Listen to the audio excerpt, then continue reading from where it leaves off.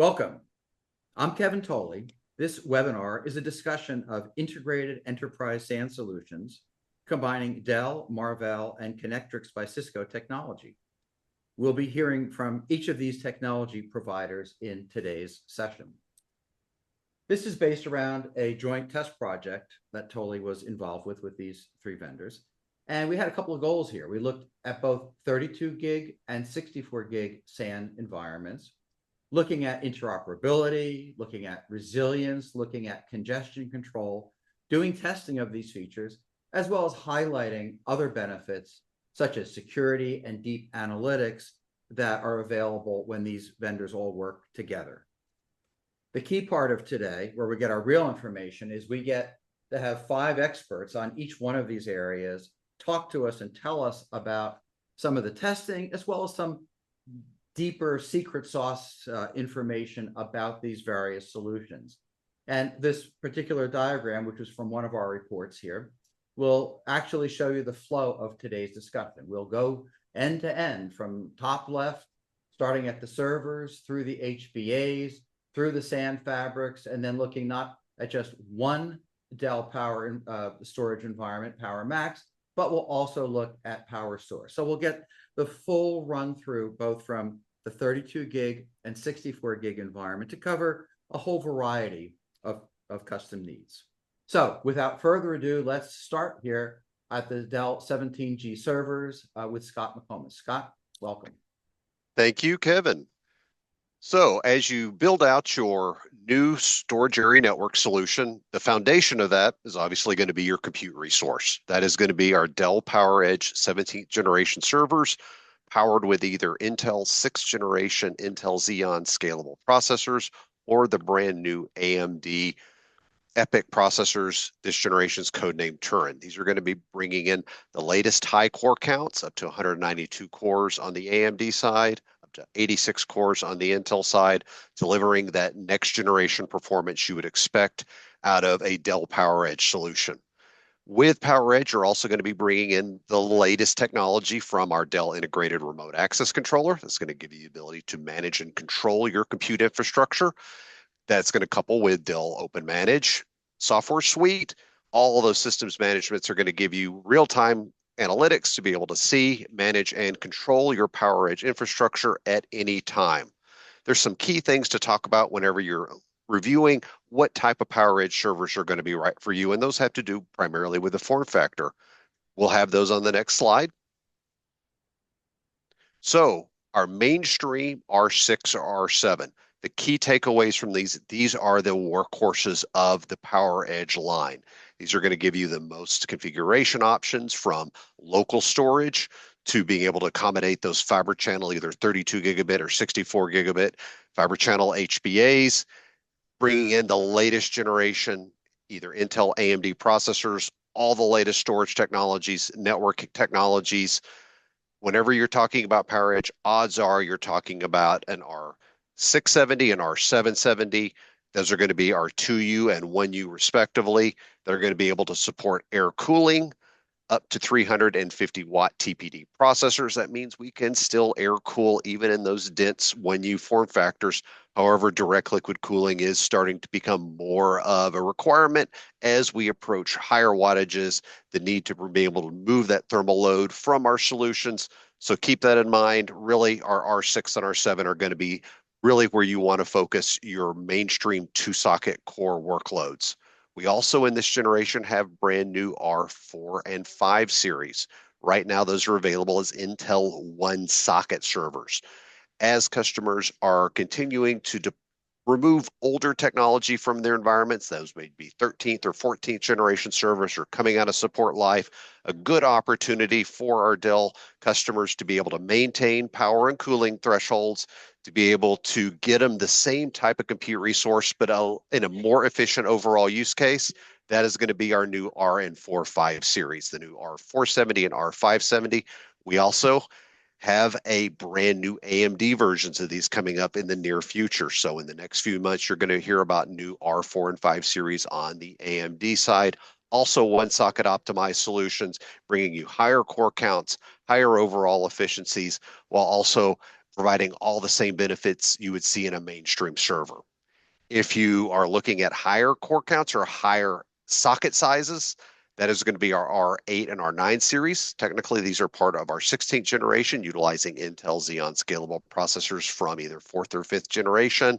And we have our entry-level R2 and R3 series. Just to give you a quick overview of what those numbers really mean, I would say avoid the R2 and R3 series. Those are entry one socket utilizing the Raptor Lake refresh processors. They do not support fiber channel HBAs. So as you have your conversation around fiber channel solutions utilizing Dell PowerEdge servers, make sure you're positioning the right server, the right form factor, the right CPU vendor to be able to have maximum success with your workloads. And if you have any questions, make sure you're going out to Dell.com. We have resources available that you can read, technical guides, everything that's going to be laid out for you as far as what really is going to be required in your Dell compute resource of your next generation workload. With that, if I will go ahead and thank you for your time and turn it back over to Kevin. All right, thank you, Scott. And you mentioned the fiber channel HBAs inside those Dell servers. So that's where we're going next with Robert Friend. Robert? Thank you, Kevin and Scott. Hello, my name is Robert Friend. I'm a product manager for Marvell's fiber channel product line. And I want to discuss two aspects of how Marvell's QLogic fiber channel host bus adapters work better together with Dell 17G servers, Dell PowerStore and PowerMax storage, and Dell's Connectrix MDS switches manufactured by Cisco. First, I'm going to discuss fiber channel SAN congestion and the key factors that could cause congestion, even in finely tuned SANs.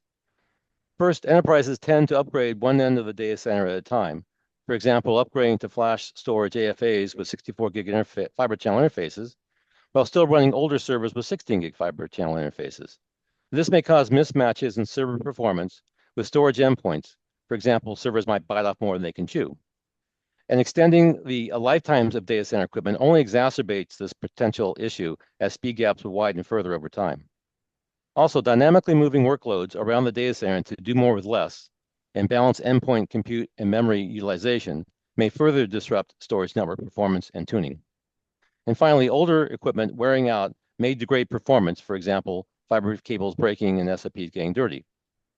Fiber channel industry has adopted what's called fabric performance impact notifications, or FPINs, to allow switches to communicate congestion to fiber channel HBAs.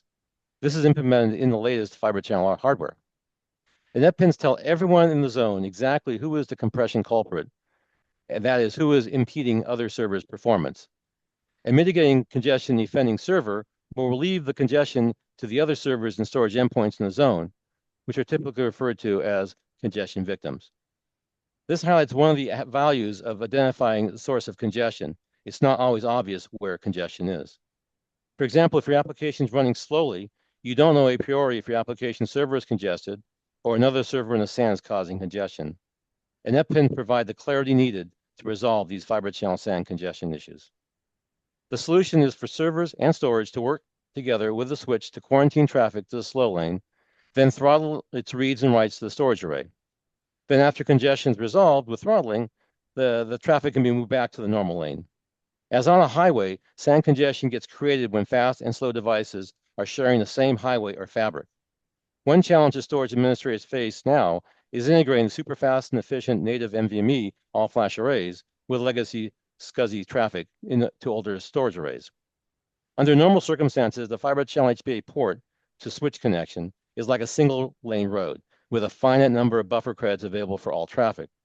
Congestion occurs when slower devices starve the faster traffic of the availability of buffer credits, creating what's called a slow drain congestion. This can slow all workloads and thus be very hard to detect. So there needs to be more intelligence added to the equation, and that's where Marvell's USCM and FPINs come into play.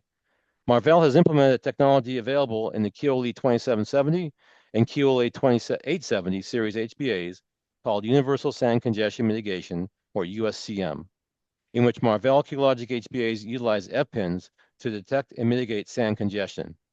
This includes Marvell's unique virtual lane firmware and hardware implementation, along with I/O throttling. For example, when there's congestion, the driver switches the session associated with the slow drain device to a slow virtual lane, and throttles the I/O request to that device.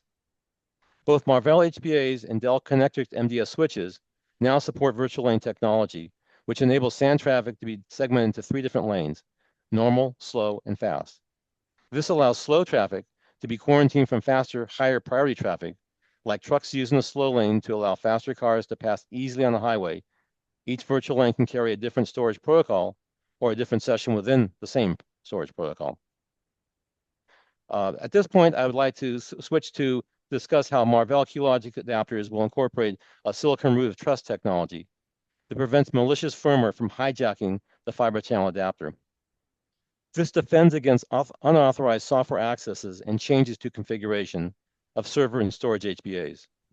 At each boot or firmware update, Marvell QLogic adapters perform a firmware verification operation using the integrated Marvell public key to authenticate signed firmware.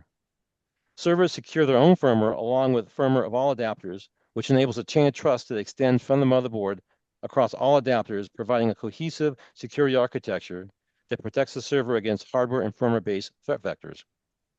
This in turn provides a trusted foundation for additional layers of security, such as secure boot. Marvell ships a feature in HBAs called store encryption, which supports the fiber channel security protocol called FCSP.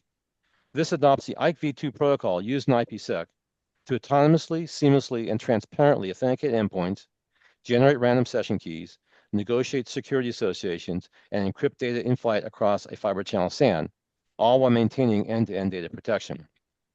Marvell store encryption also eliminates the need for server-based encryption solutions that consume post-CPU cycles, for example, encrypted file systems, encrypted databases, and disk encryption software, while allowing the storage arrays to continue featuring their value-added features, such as data reduction and deduplication, along with encrypted data at rest. Furthermore, Marvell HBAs can operate in conjunction with Connectrix MDS switch-based ISL encryption. Marvell's store encryption architecture also features CNSA 2.0 public keys, which are embedded securely within a hardware security module to enable verifying Marvell fiber channel firmware with CNSA 2.0 signatures. And when FCSP3 becomes available, featuring SPDM certificates for endpoint authentication, Marvell's store encryption architecture is ready. I want to thank you for your time and your consideration of how Marvell HBAs can work better together with Dell server switches and storage. Back to you, Kevin. Thank you, Robert. Thank you very much. Okay, which takes us right from the HBA to the SAN fabric. So Mike Sheets is going to tell us all about the Connectrix SAN fabric. Mike? Hey, thanks, Kevin. Hey, everybody. Like Kevin said, my name is Mike Sheets, and I am an MDS SAN consultant for Cisco Systems.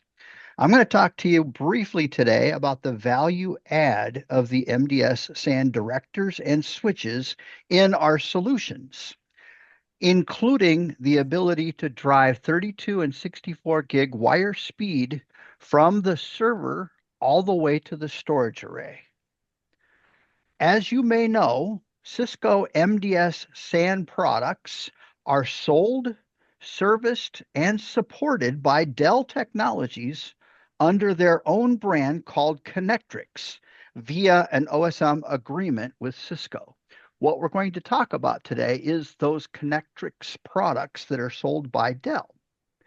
The first thing I want to discuss is network management as provided under the broad umbrella of Nexus Dashboard. Nexus Dashboard is a centralized platform for managing, monitoring, automating, and providing visibility across multi-cloud and hybrid data center networks. As you can see in the picture, there are many pillars included in this platform, but with our limited time today, I'm really just going to focus on 2 specific benefits that our joint solution utilizes. Next slide. The first one is SAN Insights or Analytics, which provide deep visibility and health monitoring for the SAN. It analyzes real-time and historical performance data, such as latency, throughput, and even errors, to help administrators identify issues, optimize performance, and manage their SAN fabric more effectively. The analytic capabilities on MDS switches and director are built into the hardware ASICs on both the 32 and the 64 gig ports and can scale up to 1 million flows for always on monitoring with microsecond granularity. Effective use cases for analytics include troubleshooting, application performance, infrastructure optimization, capacity planning, change management, long-term trending, and many more. An analytics overview white paper is provided at the end of this presentation via a link. Next slide. And then the last feature that I want to discuss is congestion management. As we just heard a little bit earlier from Robert, Marvell has an excellent congestion mitigation strategy with virtual lanes. However, we do have a subset of customers that have older servers, older HBAs, and maybe even homegrown applications that are not capable of running modern congestion management schemes like virtual lanes or FPIN.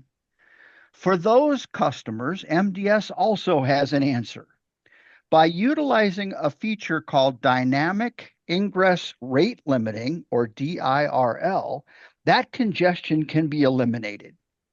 The feature monitors the buffer credits of the slower speed ports and rate adjusts those so the buffer credits never reach zero, thus never reaching a point where traffic would shut down across ISLs or ports that would affect other traffic, as Robert mentioned earlier, called slow drain. There's also a really good write-up in the Tolly report on DIRL and a link provided at the end of this presentation for more details if needed. Thank you for your time today, and back to you, Kevin. Okay, Mike, thank you. Good stuff. All right, we're working our way from server to HBA to the fabric or through the fabric. And now for our last two sections, we'll look at two different storage platforms. We'll start out with the Power Store, and Ethan Stokes will be our guide through this. Ethan, take it away. Thank you, Kevin. My name is Ethan Stokes. I'm a Dell Storage Product Manager, and I want to spend a few minutes here to talk about Dell Power Store and why it's a great storage system for your fiber channel storage solution. Power Store is a future-proof platform. It has scale-up and scale-out flexibility, built-in data resiliency, and a great lifecycle extension program that helps you move to the newest Power Store versions. It's an efficient array with the industry-best 5-to-1 data reduction guarantee for all your reducible data, an autonomous active-active architecture, which I'll talk a bit more about in the coming slides, and an energy-efficient design. Finally, it's easy to use. Power Store was customer ranked #1 in ease of use on an independent third-party survey. It's a self-optimizing platform, which allows administrators to get the most out of their Power Store. It has powerful AIOps tools, both natively on Power Store, as well as through its integration with Dell AIOps. And it's got great ecosystem integration, so that will support your end-to-end automation frameworks. So here I want to spend a little bit more time talking about the scale out and scale up architecture of Power Store and the flexibility it provides you. From a scale out perspective, Power Store allows you to group up to 4 appliances together in a single Power Store cluster. From this cluster, you now have a single point of management, a single point for monitoring, and the ability to seamlessly move your data and workloads between appliances in that cluster. This is great for tech refresh use cases and any situation where you're expanding your Power Store footprint and want to keep that single point of management.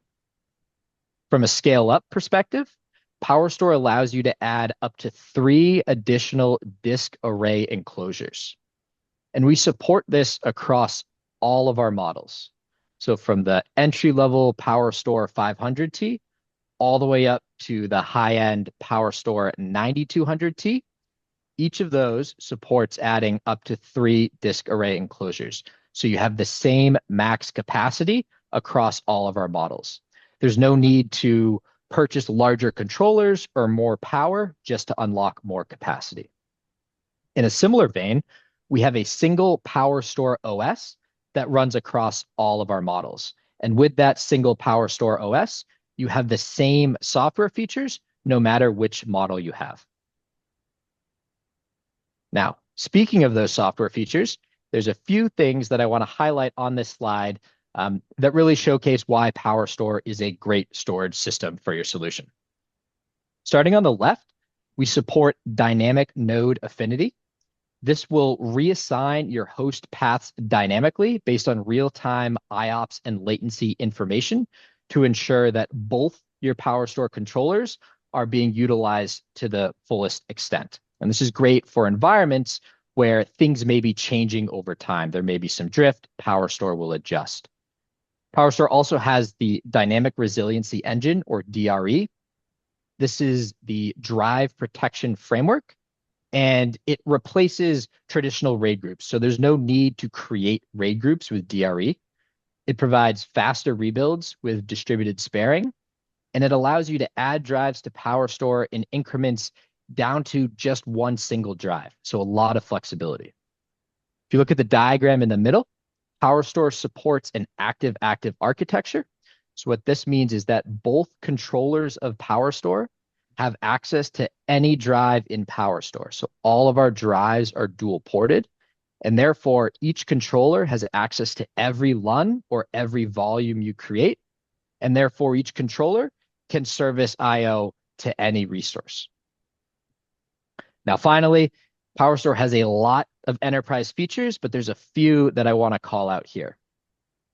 First is PowerStore's always-on data reduction, which is really built around two things: a hardware offloaded inline compression, so there's no performance impact, and a global data reduction base. PowerStore also has universal block import, which allows you to easily move any block workload you might have on another system onto PowerStore. For your data protection needs, PowerStore has great native replication capabilities with asynchronous, synchronous, and metro replication. And that connection between PowerStores can be either fiber channel or IP, depending on your data center and your requirements. PowerStore supports non-disruptive upgrades to allow you to easily move to the latest version of PowerStore OS, as well as data at rest encryption and hardware root of trust, which are just two of many security capabilities on PowerStore. Finally, PowerStore has great ecosystem integration, including its integration with Dell AIOps and access to the Dell AIOps Assistant, which is a generative AI tool that has been trained on Dell storage products. So you can interact with this and ask your PowerStore questions and get informed and intelligent responses. Now, of course, since this is a fiber channel SAN solution we're discussing, naturally PowerStore supports fiber channel connectivity. PowerStore supports 8, 16, up to 32 gig speeds in a 4-port fiber channel card, and supports up to 2 fiber channel cards per node for a total of 4 per appliance. Now, for any more information on PowerStore, feel free to go online and access Dell.com. Back to you, Kevin. All right, Ethan, thank you very much. And that's and there's more. We have not just the one platform, but we have also the PowerMax. And Jeff Schneider is going to take over the microphone now to tell us all about that. Jeff? Okay, yeah, thanks, Kevin. This is Jeff Schneider. I'm also in product management with Dell. And we'll talk here a little bit about how PowerMax fits into this better together scenario. So PowerMax is our high-end mission-critical storage offer. So it's used in cases where you must have always-on data availability, and I'll say a little bit more about that coming up. PowerMax is based on an architecture that has really been kind of hardened, hardware and software, over many years, with a long history from developed earlier as VMAX and then into PowerMax, and really designed around high availability, high resiliency, and performance, not just performance at scale, but performance, repeatable, predictable performance, which you need in these mission critical kinds of applications. It's also true that customers today are very interested in automation and automating their storage environments. As Ethan mentioned for Power Store, we have a lot of AI-driven tools to help with automation, to work on, help you with recommendations for performance optimization and for workload placement on different arrays and that sort of thing, as well as proactive health checks. And we do fully support FPINs and as well as I'll talk about that a little bit as well. Now, I said it's a very sort of tried and true hardened architecture, but we also rely a lot on new technology and innovation. And there's been a lot of investment in cyber resiliency on the platform and things like ransomware detection and recovery. Our multi-site replication capability, it's called SRDF, is kind of a world standard, gold standard for replication. In terms of connecting into the SAN, we have some unique technology there as well, and I'll say more about that on the architecture slide. There's a capability we call any to any, where any I/O can be serviced by any node and access any drive. So if you go to the next slide, I'll say a little bit more about mission critical applications, right? Mission critical applications occur in all of the verticals we service, really across the board. This could be stock markets and banking, automated manufacturing, medical records, hospitals doing surgeries, governments, really cases where you have high consequences for data unavailability kind of situation. PowerMax is really geared around data always available, systems always on, systems always available. There's a lot of redundancy designed into the platform. So if there were some kind of a hardware failure, there's other components that take over and keep the systems running all the time.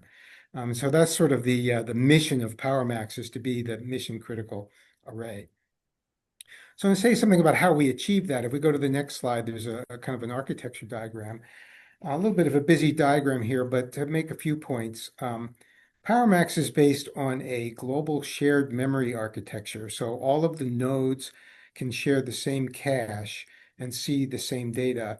It's also based on a dynamic fabric, which is an InfiniBand high-speed fabric. And so this gives us a bunch of advantages. It lets us scale quite a bit. We can scale from 2 nodes up to 16 nodes, and you can have up to 256 front-end ports onto your SAN. We support fiber channel SANs up to 64 gig. There are, of course, also Ethernet options, and there are some Ethernet SANs, although this market tends to run on fiber channel predominantly.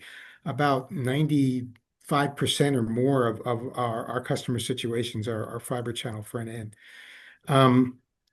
The fabric also allows us for, as I said, consistent high performance, which is important in this market, and resiliency. So we have this any-to-any architecture where any I/O from any of the hosts out on that SAN can be serviced by any of the nodes, and any of the nodes can access any of the drives in the system and any of the LUNs in those drives.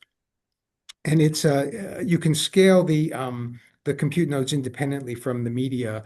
So if you need a lot of sort of horsepower, you can put in more nodes. If you need a lot of capacity, you can put in more drives. And I mentioned earlier that we support the, Robert mentioned FPINs, the fabric notification technology, and that's really helpful for managing congestion and detecting congestion on the SAN and dealing with it. So it fits into this better together scenario very well. There's, of course, more information about PowerMax online, as Ethan said, so I hope that's been helpful. So thank you very much, and back to you, Kevin. Okay, thank you, Jeff. Yes, very helpful indeed. So we started here, we're back to here, we're bookending it. All of what you're seeing here, Tolly Group worked on with Dell and the Cisco, Connectrix, Dell people, and Marvell, and saw it all in action. So all of these different granular elements, they're all there, and they are, as several of the speakers pointed out, they are better together. And again, some of the speakers had referenced some additional resources for drill down if you're interested in specifics, either with the congestion control or different aspects of the topics that the speakers talked about today. Those are all here, clickable links for you to go and research some more. So with that, I'd like to thank all of our speakers. I'd like to thank all of you in the audience here for taking time today to listen to us. We hope you found it as informative as I found it. Thank you and have a great rest of the day.